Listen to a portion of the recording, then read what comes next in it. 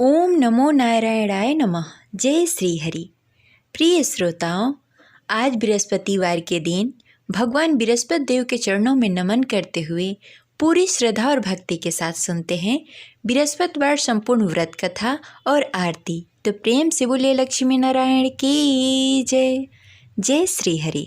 पौराणिक कथा के अनुसार प्राचीन समय की बात है। भारतवर्ष में एक राजा राज्य करता था।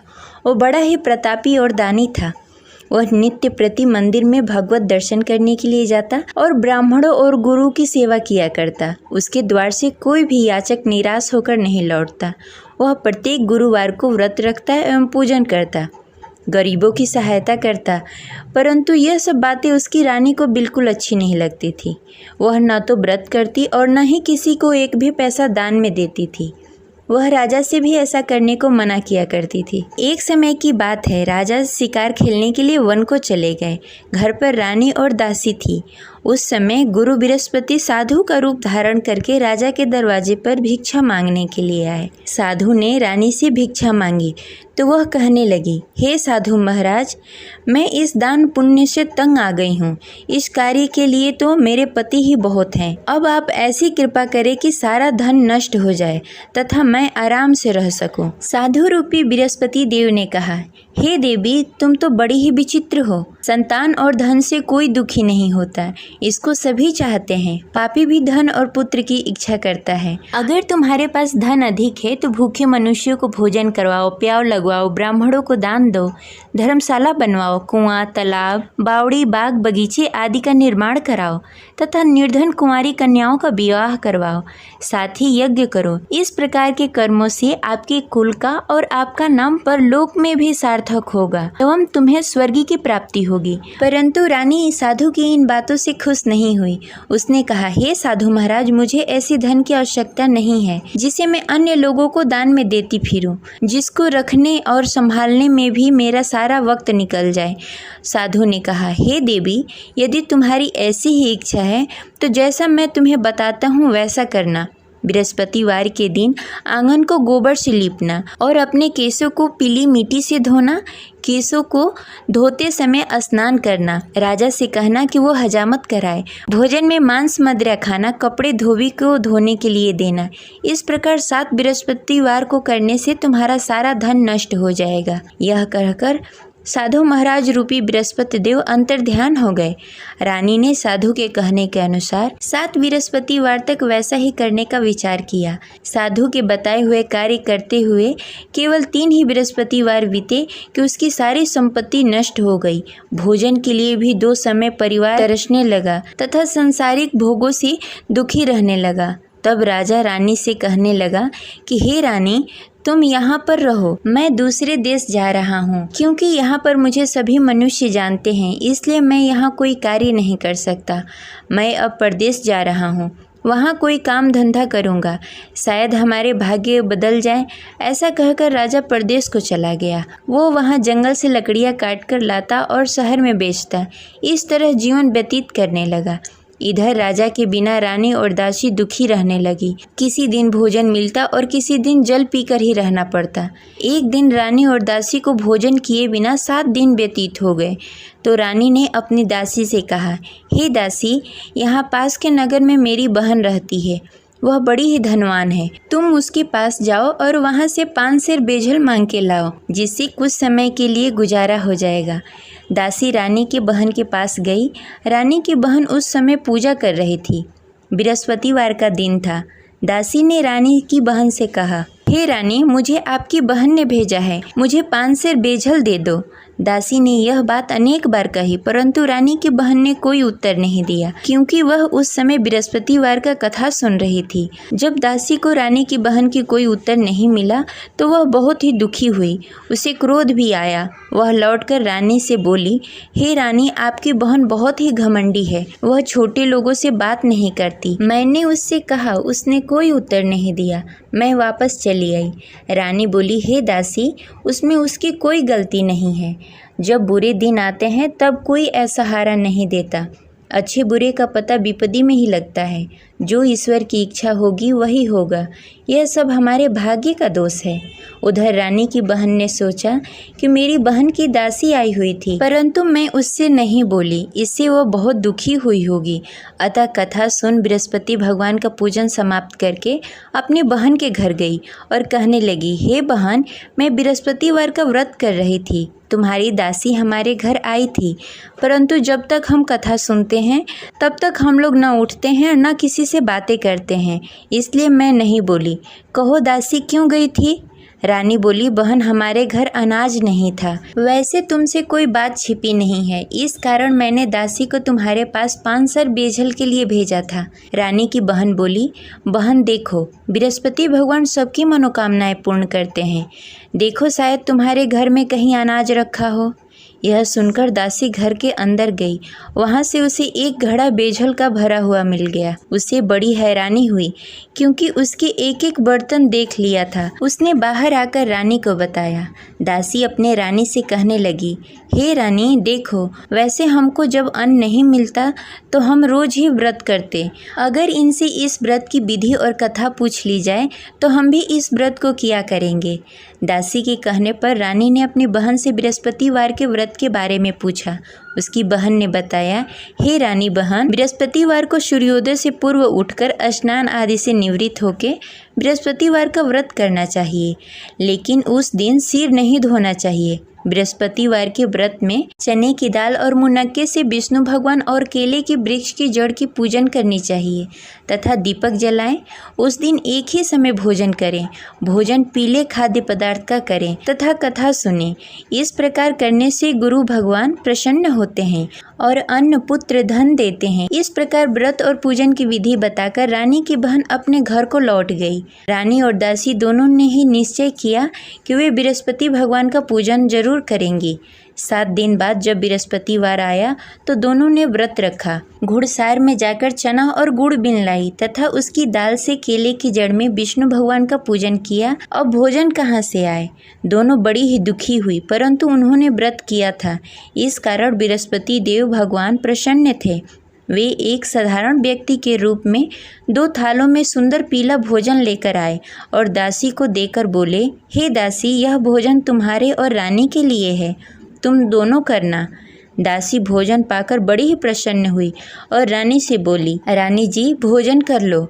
रानी को भोजन आने के बारे में कुछ पता नहीं था, इसलिए वह दासी से बोली, जा तू ही भोजन कर ले, क्योंकि तू हमारी व्यर्थ में हंसी उड़ाती है। दासी बोली, एक व्यक्ति अभी भोजन देकर गए हैं। रानी कहने लगी, वह भोजन तेरे लिए दे गए होंगे, तू ही भोजन कर ले। दासी ने कहा, वह व्यक्ति हम दोनों के लिए भोजन की थाली लेकर आए हैं, इसलिए मैं और आप दोनों ही साथ भोजन करेंगी। फिर दोनों ने गुरु भगवान का नमस्कार किया और भोजन प्रारंभ किया। उसके बाद से वे प्रत्येक बृहस्पतिवार को गुरु भगवान का व्रत और पूजन करने लगी। बृहस्पति भगवान की कृपा से उसके पास धन हो गया, परंतु रानी फिर पहले की तरह आलस्य करने लगी। तब दासी बोली, देखो रानी, तुम पहले भी इस प्रकार का आलस करती थी, तुम्हें धन को रखने में कष्ट होता था, इस कारण सभी धन नष्ट हो गए। अब गुरु भगवान की कृपा से धन मिला है तो फिर तुम्हें आलस्य होता है। बड़ी मुसीबतों के बाद हमने यह धन पाया है, इसलिए हमें दान पुण्य करना चाहिए। तुम भूखे मनुष्यों को भोजन कराओ, प्याव लगवाओ, ब्राह्मणों को दान दो, कुआं, तालाब, बावड़ी आदि का निर्माण कराओ, मंदिर पाठशाला बनवाओ, दान दो, कुंवारी कन्याओं का विवाह करवाओ। धन को शुभ कार्यों में खर्च करो, जिससे तुम्हारे कुल और यश बढ़े तथा स्वर्ग की प्राप्ति हो और पितृ प्रसन्न हो। दासी की इन बातों को मानकर रानी ने इसी प्रकार का कार्य करना प्रारंभ कर दिया, जिससे उसका काफ़ी यश फैलने लगा। एक दिन रानी और दासी आपस में विचार करने लगी, न जाने राजा किस दशा में होंगे, उनकी कोई खोज खबर नहीं है। गुरु भगवान से उन्होंने प्रार्थना की और भगवान ने रात्रि में राजा को स्वप्न में कहा, हे राजा, उठ, तेरी रानी तुझे याद करती है, अब अपने देश को लौट जा। राजा प्रातःकाल उठकर जंगल से लकड़ियाँ काटकर लाने के लिए जंगल की ओर चल पड़ा। जंगल में गुजरते हुए वह सोचने लगा, रानी की गलती से कितने दुख भोगने पड़े। राजपाट छोड़कर जंगल में आकर रहना पड़ा। जंगल में लकड़ियां काटकर उन्हें बेचकर गुजारा करना पड़ा। उसी समय उस जंगल में बृहस्पति देव साधु के रूप में प्रकट हुए और राजा से पूछने लगे, हे लकड़हारे, तू इस सुनसान जंगल में किस चिंता में बैठा है, मुझे बताओ। यह सुनकर राजा के नेत्रों में जल भर आया और साधु की वंदना कर बोला, हे प्रभु, आप सब कुछ जानते हैं। इतना कहकर राजा ने साधु को अपनी संपूर्ण कहानी सुनाई। महात्मा तो स्वभाव से ही दयालु होते हैं। वे राजा से बोले, हे राजा, तुम्हारी रानी ने बृहस्पति देव के प्रति अपराध किया था, जिसके कारण तुम्हारी यह दशा हुई। अब तुम किसी प्रकार की चिंता मत करो, भगवान तुम्हें पहले से भी अधिक धन देंगे। देखो, तुम्हारी पत्नी ने बृहस्पतिवार का व्रत करना प्रारंभ कर दिया है। अब तुम भी बृहस्पतिवार के दिन व्रत रखो। चने की दाल और गुड़ जल के लोटे में डालकर केले के पत्ते में विष्णु भगवान का पूजन करो। फिर कथा कहो या सुनो, भगवान तुम्हारी सब मनोकामनाएं पूर्ण करेंगे। साधु को प्रसन्न देखकर राजा बोला, हे प्रभु, मुझे लकड़ी बेचकर इतना पैसा भी नहीं बचता जिससे भोजन करने के उपरांत कुछ बचा सकूं। मैंने रात्रि में अपनी रानी को व्याकुल देखा। मेरे पास कोई साधन नहीं जिससे समाचार जान सकूं। फिर मैं बृहस्पतिवार की कौन सी कहानी कहूँ या सुनूं? मुझको तो कुछ भी मालूम नहीं है। साधु ने कहा, हे राजा, तुम किसी बात की चिंता मत करो। बृहस्पतिवार के दिन तुम रोजाना की तरह लकड़ियाँ लेकर शहर जाओ। तुम्हें रोज से दुगना धन प्राप्त होगा, जिससे तुम भली भांति भोजन कर लोगे तथा बृहस्पति देव की पूजा सामग्री भी लेकर आओगे। बृहस्पति देव की कथा इस प्रकार है। प्राचीन काल में एक बहुत ही निर्धन ब्राह्मण था। उसके घर में कोई संतान नहीं थी। वह नित्य प्रति पूजा पाठ करता, परंतु उसकी स्त्री बहुत ही मलिनता के साथ रहती। वह न स्नान करती, न ही किसी देवता का पूजन करती। प्रातःकाल उठते ही सर्वप्रथम भोजन करती, बाद में कोई अन्य कार्य करती। ब्राह्मण देवता बहुत ही दुखी रहते थे। पत्नी को बहुत समझाते, किंतु उसका कोई परिणाम नहीं निकलता। भगवान की अनुकंपा से एक समय ब्राह्मण की पत्नी गर्भवती हुई और 10वें महीने एक सुंदर कन्या को जन्म दिया। निर्धन ब्राह्मण कन्या के जन्म से बहुत दुखी हुआ। धीरे धीरे ब्राह्मण की कन्या बड़ी होने लगी। बचपन से ही उस कन्या की रुचि भगवान विष्णु की पूजा में थी। वह प्रातः उठती, स्नान ध्यान करती, उसके बाद भगवान विष्णु की पूजा करती और मंदिर में जाती। बृहस्पतिवार को व्रत करके विधि विधान पूर्वक पूजा पाठ करती। पूजा पाठ के बाद वह पढ़ने के लिए पाठशाला जाती। घर से चलते समय वह मुट्ठी भर जौ साथ में लेकर जाती और पाठशाला के रास्ते में थोड़ी थोड़ी जौ गिराते जाती। जब पाठशाला से लौटकर आती, जौ के दाने सोने में बदल जाते। लड़की सभी सोने के दाने बीन लाती। एक दिन जब वह सोने के दानों को साफ कर रही थी, तो उसकी माँ ने कहा, बेटी, सोने के दाने साफ करने के लिए सोने का सूप भी होना चाहिए। अगले दिन बृहस्पतिवार था। उसने भगवान बृहस्पति देव की पूजा करते हुए प्रार्थना की, हे भगवान, यदि मैंने आपका व्रत विधि विधान से किया हो तो मुझे सोने का सूप दे दो। भगवान बृहस्पति देव ने उसकी मनोकामना पूरी करने का वचन दिया। पाठशाला से लौटते समय उसने रास्ते में सोने का सूप पड़ा हुआ मिला। घर लौटकर सोने का सूप अपनी माँ को दिखाकर वह सोने के दाने साफ करने लगी। उसी समय नगर का राजकुमार उसके घर के पास से गुजर रहा था। उस सुंदर लड़की को सोने के सूप में जौ साफ करते देख राजकुमार उस पर मोहित हो गया। राजकुमार ने अपने पिता से उस लड़की से विवाह करने की इच्छा प्रकट की। तो राजा ने ब्राह्मण को महल में बुलाकर राजकुमार से उसकी लड़की के विवाह की बात कही। ब्राह्मण तैयार हो गया। धूमधाम से उस लड़की का विवाह राजकुमार से हो गया। दुल्हन बनकर ब्राह्मण की लड़की महल में चली गई। लड़की के चले जाने से ब्राह्मण फिर से निर्धन हो गया। उसे कई कई दिनों तक बिना भोजन के रहना पड़ा। बहुत दुखी होकर ब्राह्मण एक दिन अपने लड़की के पास गया। अपने पिता से निर्धनता का समाचार सुनकर उसे बहुत सारा धन देकर पिता को विदा किया। उस धन से ब्राह्मण का कुछ दिनों तक आराम से गुजारा हुआ, लेकिन जल्द ही फिर भूखों मरने की हालत हो गई। ब्राह्मण अपनी लड़की से धन लेने के लिए फिर महल में पहुंचा। लड़की ने पिता की बुरी हालत देखकर कहा, पिताजी, आखिर आप कब तक मुझसे धन लेकर जीवन व्यतीत करेंगे? आप कोई ऐसा उपाय क्यों नहीं करते जिससे आपका घर धन धान से भर जाए? ब्राह्मण ने कहा, मैंने तेरी माँ को बहुत समझाने की कोशिश की, पर उसकी समझ में कुछ नहीं आता। उसकी फुहरता नष्ट हो तब तो घर की निर्धनता दूर हो। तब कुछ सोचकर लड़की ने पिता से कहा, पिताजी, आप कुछ दिनों के लिए माँ को मेरे पास छोड़ जाओ। तब कुछ सोचकर ब्राह्मण ने पत्नी को लड़की के पास महल में छोड़ दिया। लड़की ने अपनी माँ से कहा, माँ, तुम कल प्रातः उठकर स्नान आदि करके भगवान विष्णु की पूजा करना। पूजा करने से तुम्हारी निर्धनता अवश्य दूर हो जाएगी। लेकिन उसकी माँ ने उसकी कोई बात नहीं मानी। तब क्रोधित होकर लड़की ने अपनी माँ को एक कक्ष में बंद कर दिया। सूर्योदय के समय माँ को उठाकर जबरदस्ती उसे स्नान आदि करवाया। फिर मंदिर में ले जाकर भगवान बृहस्पति देव की पूजा करवाई। कुछ दिनों तक ऐसा करने से माँ की बुद्धि में कुछ परिवर्तन हुआ और वह स्वयं बृहस्पतिवार का व्रत रखने लगी। उसके व्रत करने से ब्राह्मण के घर की निर्धनता दूर हो गई और भगवान विष्णु की अनुकंपा हुई और दोनों पति पत्नी धन संपत्ति पाकर आनंद पूर्वक जीवन व्यतीत करते हुए विष्णु धाम को चले गए। लकड़हारा बने राजा ने उस साधु से भगवान विष्णु देव की यह कथा सुनकर बृहस्पतिवार का व्रत करना शुरू कर दिया और भगवान विष्णु की पूजा करने लगा। उस दिन से उसकी सभी क्लेश दूर हो गए। लेकिन अगले बृहस्पतिवार को कामकाज में अधिक व्यस्त होने के कारण उसने भगवान बृहस्पति देव का व्रत नहीं किया। भगवान बृहस्पति देव लकड़हारे से क्रोधित हो गए और उसे भूल की सजा दी। उस दिन नगर के राजा ने नगर में घोषणा करके सबको सूचित किया कि प्रत्येक नागरिक मेरे महल में भोजन करने आए। जो नहीं आएगा उसे अपराधी मानकर भारी दंड दिया जाएगा। लकड़हारा बने राजा ने उस नगर के राजा की घोषणा तो सुनी, लेकिन जंगल से लकड़ी काटकर लाने और उसे बेचने में देरी हो जाने के कारण वह समय पर महल में भोजन करने नहीं पहुंच सका। अतः राजा के सैनिक लकड़हारे को पकड़कर महल में ले गए। राजा ने उसे महल के एक कक्ष में बैठाकर भोजन कराया। उस कक्ष में एक खुट्टी पर रानी का सोने का हार लटका हुआ था। लकड़हारा अकेला उस कक्ष में भोजन कर रहा था। तभी उसने एक आश्चर्यजनक घटना देखी। देखते ही देखते वह खुट्टी हार को निगल गई। थोड़ी देर बाद जब राजा ने हार को गायब देखा तो लकड़हारे को कारावास में डाल दिया। लकड़हारा मन ही मन अपने भाग्य को कोसने लगा। तभी उसे जंगल में मिले साधु का स्मरण हुआ।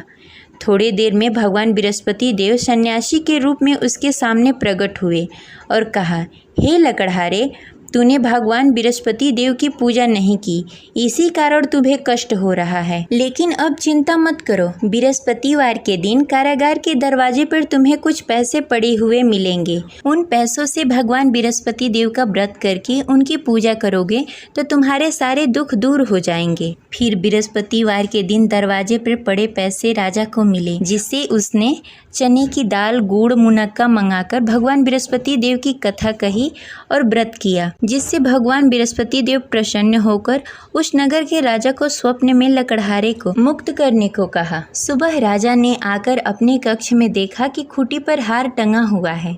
राजा ने लकड़हारे को मुक्त कर दिया, उसे धन और आभूषण देकर विदा किया। लकड़हारा बना राजा उस नगर से चलकर अपने नगर की तरफ चल दिया। जब राजा अपने नगर में पहुंचा तो उसने देखा उस नगर में कुएं, धर्मशाला, बाग बगीचे देखकर बहुत प्रसन्न हुआ। राजा ने किसी से पूछा, ये कुएं धर्मशाला किसने बनवाए? सबने उसे बताया कि ये सब रानी और दासी ने बनवाए हैं। राजा जब महल में पहुंचे तो रानी ने उनका भव्य स्वागत किया। तब राजा ने निश्चय किया कि सप्ताह में एक बार तो सभी बृहस्पतिवार का व्रत तथा पूजन कर सकते हैं, परंतु मैं प्रतिदिन व्रत किया करूँगा तथा दिन में 3 बार कथा कहूँगा। अब राजा हर समय दुपट्टे में चने की दाल बांधकर रखते तथा दिन में 3 बार बृहस्पतिवार का कथा कहते। कुछ दिनों के बाद राजा को अपनी बहन की याद आई। एक दिन घोड़े पर सवार होकर राजा अपनी बहन से मिलने के लिए चल दिया। अभी राजा नगर के बाहर ही पहुंचा था कि उसने देखा कि कुछ लोग एक 100 को ले जा रहे हैं। राजा को स्मरण हुआ कि आज उसने किसी को बृहस्पतिवार का व्रत कथा नहीं सुनाया। राजा ने उन लोगों से रोककर कहा, भाइयों, आप 100 ले जाने से पहले मुझसे बृहस्पतिवार का कथा सुन लो। लोगों ने राजा पर क्रोधित होते हुए कहा, तुम पागल तो नहीं हो? लेकिन कुछ बड़े बुजुर्ग लोगों ने कहा, अच्छा भाई, तुम साथ में चलते चलते अपनी कथा भी सुनाते रहो। राजा ने चलते चलते आधी ही कथा सुनाई थी कि 100 हिलने लगा। राजा की पूरी कथा समाप्त होते ही सौ उठकर बैठ गया। लोगों ने हैरानी से दांतों तले उंगली दबाई और अगले बृहस्पतिवार को भगवान बृहस्पति देव का व्रत करने व कथा सुनने का निश्चय कर लिया। अब घोड़े पर सवार होकर राजा चलते हुए एक किसान के पास पहुंचा। किसान अपने खेत में हल चला रहा था। राजा ने कहा, अरे भाई, मुझसे बृहस्पतिवार का कथा सुन लो। किसान झुंझलाकर बोला, अरे भाई, देख नहीं रहे, जितनी देर मैं तुम्हारी कथा सुनूंगा उतनी देर में तो पूरी खेत में हल चला लूंगा। राजा निराश होकर चला गया। तभी किसान का बैल लड़खड़ा के गिर गया और किसान के पेट में भी जोरों से दर्द होने लगा। जब उसकी पत्नी वहां आई तब उसने पूछा कि क्या हुआ। किसान ने घुड़सवार की पूरी कहानी सुनाई कि पत्नी दौड़ती हुई राजा के पास पहुंची और हाथ जोड़कर बोली, भैया, मैं तुम्हारी कथा सुनने के लिए तैयार हूँ। राजा ने उसके साथ खेत पर पहुंचकर बृहस्पतिवार की कथा सुनाई। तभी बैल भी उठकर खड़ा हो गया और किसान के पेट का दर्द भी तुरंत ठीक हो गया। राजा वहां से अपने घोड़े पर सवार होकर अपने बहन के घर पहुंचा। तब राजा की वहां बहुत आव भगत हुई। अगले दिन सुबह उठकर राजा ने देखा घर के सभी लोग भोजन कर रहे हैं। किसी भूखे को बृहस्पतिवार का कथा सुनाए बिना राजा कभी भोजन नहीं करता था। उसने बहन से कहा, बहन, क्या घर में कोई ऐसा व्यक्ति है जिसने भोजन नहीं किया हो? उसकी बहन ने बोला, भैया, हमारे घर तो क्या, आपको पूरे नगर में कोई ऐसा व्यक्ति नहीं मिलेगा जिसने सुबह सुबह भोजन नहीं किया हो। तब राजा ने बहन के घर से निकलकर उस नगर में बिना भोजन किए हुए व्यक्ति की तलाश करनी शुरू की। एक गडेरिये के घर में उसका बेटा बीमार होने के कारण भूखा रह गया था। राजा ने उसको जाकर बृहस्पतिवार का कथा सुनाया। कथा सुनते सुनते गडेरिये की बेटी की बीमारी भी ठीक हो गई। सबने राजा की बहुत प्रशंसा की। एक दिन राजा ने अपनी बहन से कहा, बहन, अब हम अपने घर जाना चाहते हैं, तुम भी हमारे साथ चलो, कुछ दिन वहाँ रहकर लौट कर आना। राजा की बहन ने अपनी सास से पूछा तो सास ने ताने देते हुए कहा, बहू, मायके जाना हो तो अकेली जाना, मेरे पोतों को लेकर नहीं जाना।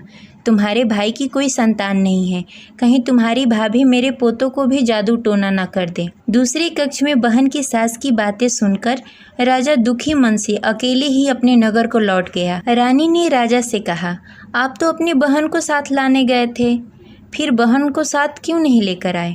तब राजा ने दुखी होते हुए कहा, रानी, हम निसंतान हैं, इसलिए कोई हमारे घर आना पसंद नहीं करता। रानी ने राजा को समझाते हुए कहा, मैं बृहस्पति देव ने सब कुछ दिया है, अब भगवान बृहस्पति देव हमें संतान भी अवश्य देंगे।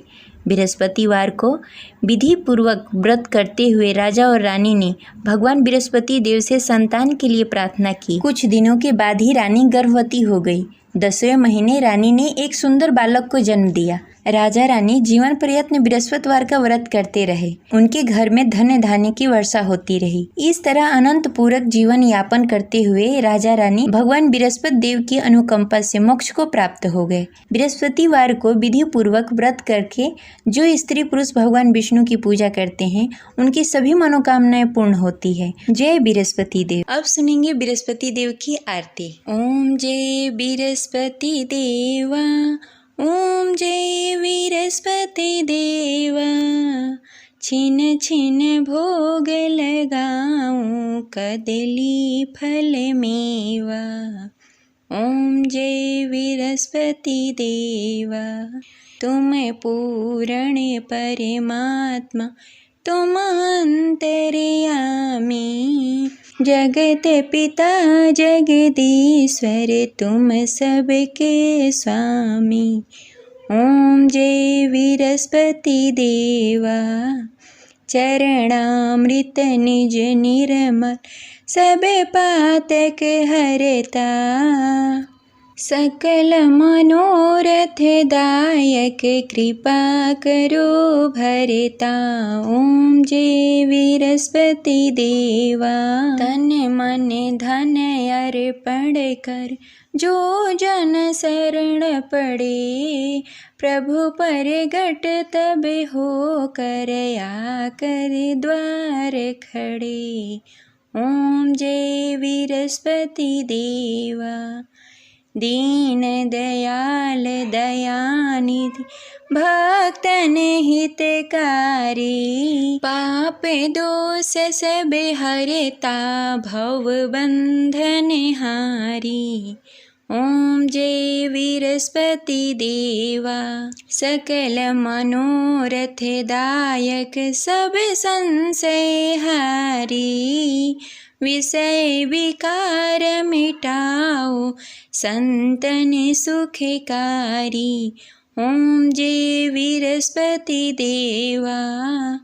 जो कोई आरती तेरी प्रेम सहित गावे। ज्येष्ठानंद आनंद कर सो निश्चय पावे। ओम जय विरस्पति देवा। प्रभु जय विरस्पति देवा। जय विरस्पति देव।